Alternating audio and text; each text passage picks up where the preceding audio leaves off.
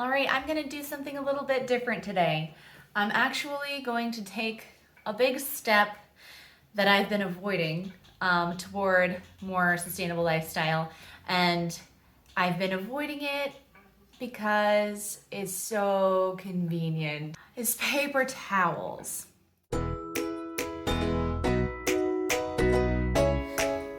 My name is Christina, and you're watching my channel, Let's Do Something Real. One of the reasons I've had such a hard time switching to cloth napkins from paper towels is because we use them so often. We have a family of 4, and so if everyone uses a paper towel at each meal, that's 4 times 3, that's 18, 16. I can do math. 12. My mom has been using cloth napkins for years, and me and my sister and her family and my husband, we have all given her such a hard time about it. And the more I think about it, the more I feel like I have less of a leg to stand on to cling to this habit that I've got that's just purely based on convenience. So the reason that I really want to take that step into trying to eliminate or at least reduce our use of paper towels is because they're really terrible for the environment. I mean, they're made of paper. That's where I kind of ran into the moral dilemma, because arguing for my right to be able to continue to use them so hard, is really just against everything that I stand for. So I was like, why am I arguing so hard? I have not even tried it the other way. So I'm only gonna say this once, but it's on the internet, so I feel like it counts for a lot. Mom, you were right. She's gonna love that. So we have art messes, and we have pets. So we have pet messes. We have, things spill, muddy shoes, all of these different things that we use paper towels for. So it really adds up, and it's just starting to weigh on me, just the amount of waste that we're producing. One of the reasons that it's been really difficult was just how much we used paper towels, and I was thinking to myself, there's no way that I could have enough cloth napkins on hand to be able to meet that need. But honestly, I've got so much fabric that I do think that I could make enough cloth napkins. I could probably make 100 cloth napkins. They won't all match, but I mean, I don't really care about that unless we're having a fancy dinner party, which, have we ever had a fancy dinner? I don't know. We have these old towels that the fluff is gone out of them. We have a couple of ratty towels around that we use mostly for wiping the dog's feet when he comes in from going outside when it's raining, or cleaning up messes, which is what it's gonna end up doing anyways. But another thing is that it's a great use of some old clothes. Clothing industry is also a humongous carbon footprint.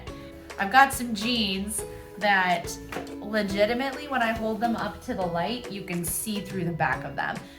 So I don't wear them anymore, clearly, but I also haven't felt right about donating them, because I'm not gonna donate a pair of jeans with holes in the butt.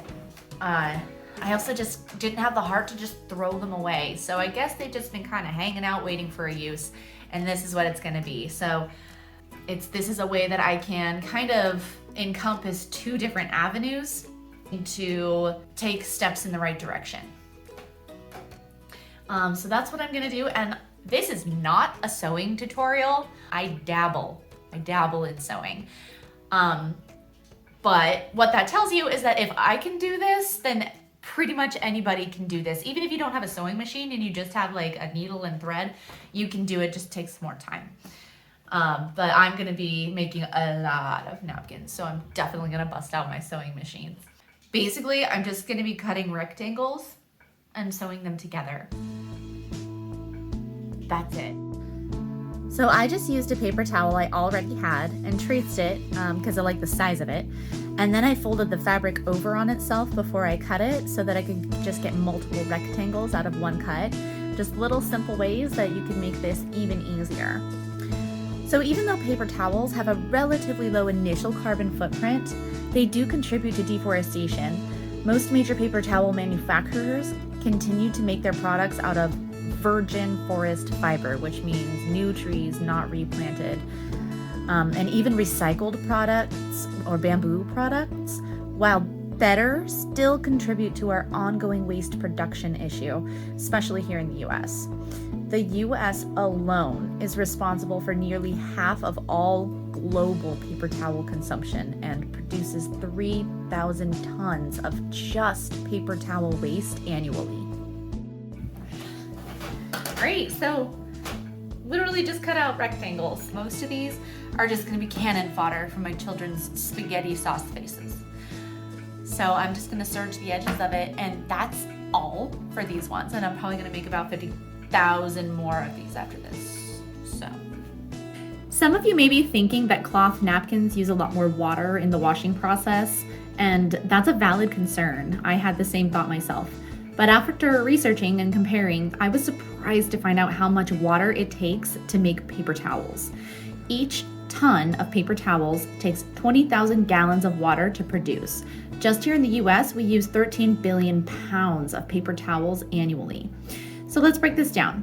20,000 gallons is 167,000 pounds. That's 83.5 tons. Just here in the US, we use 6,500,000 tons of paper towels annually. So we take 83.5 and multiply it by 6,500,000, and we get 542,750,000 tons of water used annually to produce the amount of paper towels we use. See you guys, I can do math. That's 4 times 3, that's 18, 16, 12. All right, so the cotton napkins were for light duty jobs like meal times and such. Now I'm making some for heavy duty jobs like spills, muddy paws, and stuff like that. Again, I already had everything I used to make all of my napkins, both versions. So for me, these were free. But if you don't have the materials, you can get the cheapest of cheap fabric for these. Or if you're not a fan of sewing, I know bar towels or huck towels or even microfiber cloths or tea towels can be found very inexpensively. And because they are reusable, they'll end up saving you money, even if the upfront cost is slightly more. The point is to replace disposable materials with reusable ones. I talk a lot about permaculture on this channel, and permaculture is usually associated with agricultural practices, but the concept goes way beyond farming and gardening. It's more about striving to live a more self-sufficient and sustainable lifestyle. And this is just one thing, one tiny thing that can be done to achieve that. I want to show you how perfect this sewing job is. See? I've got little folds and stuff. Terry cloth is kind of stretchy and denim isn't, so that was one thing I figured I would run into, but this is for mopping up juice and gunk, so I really don't think it'll mind. One of my goals with this channel is to make the idea of living with permaculture principles less overwhelming. Almost all of the media content that I've come across on the subject of permaculture features these beautiful homes and gardens with these awesome systems like gravity-fed rainwater irrigation or subterranean cooling cupboards. And while those are all amazing utilizations of science and nature, it starts to feel like most of us that live in Western culture just in a more conventional way would have to make drastic changes in our lifestyle in order to make any sort of difference. And that's just not true. Little changes toward more sustainable practices are powerful. And if you've ever had the thought that I'm only one person, my contribution to this doesn't amount to much, it's not going to make enough of a difference, you should look up how many paper towels one typical American uses annually. It's kind of shocking. Besides, any effort toward more environmentally ethical practices is meaningful. I truly believe that regular people can make a difference. My son is 6 and we homeschool, and a couple years back was the first time that we talked about the rainforest and greenhouse gases and deforestation. And ever since then, he has been this little environmental activist, and he just is in love with the rainforest. And he looks for the little Rainforest Alliance frog on like his chocolates and everything. And we go and we pick up like litter when we're out fishing or camping. And I mean, he's 6 and he's such a little inspiration. And if somebody that tiny can make such a giant ripple effect, I mean, our family members think twice about what they get him, like as far as like Halloween candy or plastic toys and things like that. They think twice because it matters to him.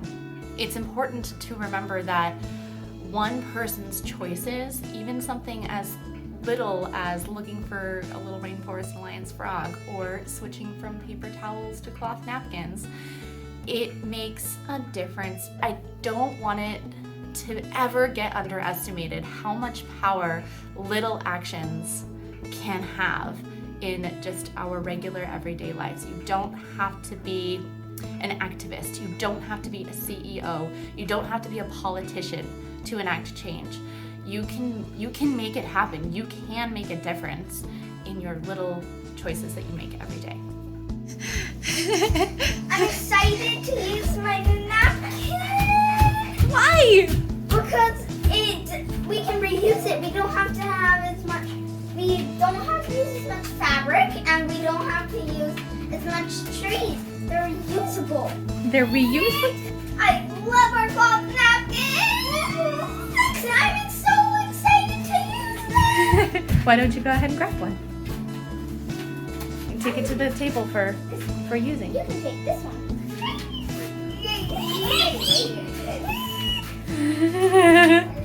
Thank you so much for watching, and if you liked what you saw here today, be sure to like and subscribe, or leave me a comment even if there's something that you really enjoyed or something that you really want to see. Knowing that people are interested is really what makes these videos worthwhile. And I will see you in the next one. But until then, go get happy!